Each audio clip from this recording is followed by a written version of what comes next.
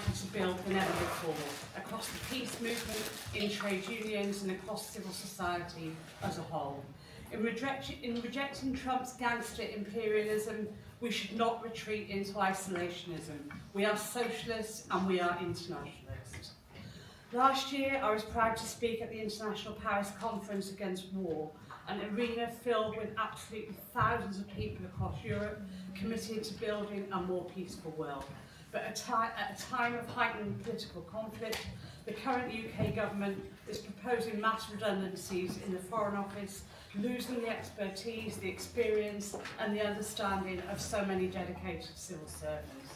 And it has followed in the footsteps of the previous Conservative government and Trump's America in having slashed international aid, cutting support for conflict resolution, disease prevention, post-war rebuilding and reconciliation, and also for refugees, of course.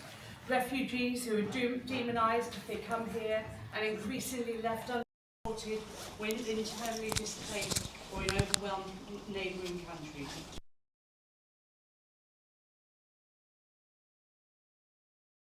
Some of whom will seek to come to Europe and to the UK. We see a disdain for the international institutions and norms that were established after the horrors of the Second World War. Oh, thank you.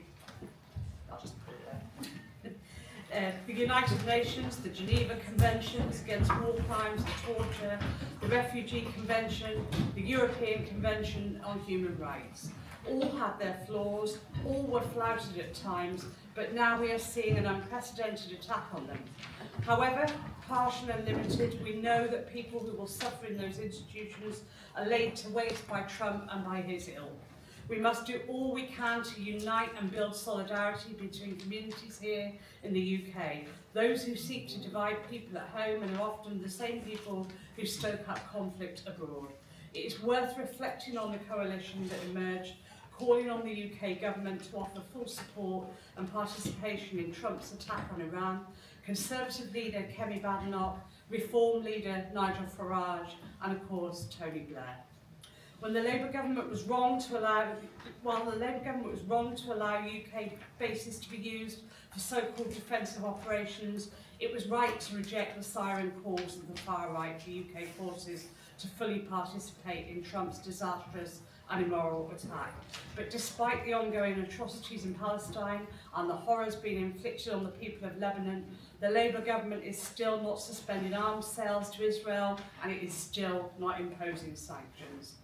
PCS is really proud to support the Palestine Solidarity Campaign in marches, in protests and in meetings across the country.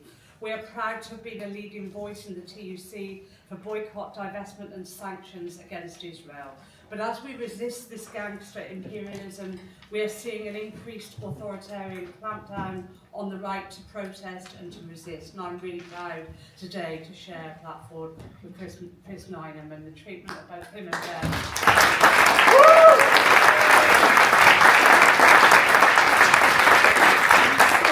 The observed prescription of Palestine action, which might be on the way to being overturned in the courts, but which again PCS has led the opposition to at the TUC last year. We've seen it with the anti-democratic restrictions on the right to protest, including that absolutely perverse arrest that I've just referred to, and the subsequent prosecution of Ben and Chris, who have had the unwavering support of PCS throughout.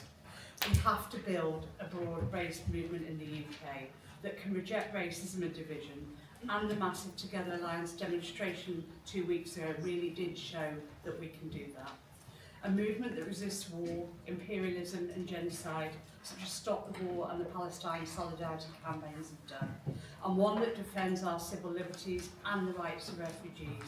PCS thinks we can do it, and we will work with all socialists, with trade unionists, with community groups and with campaigners in order to seek to make it happen. Solidarity, and I wish you all the best for really successful.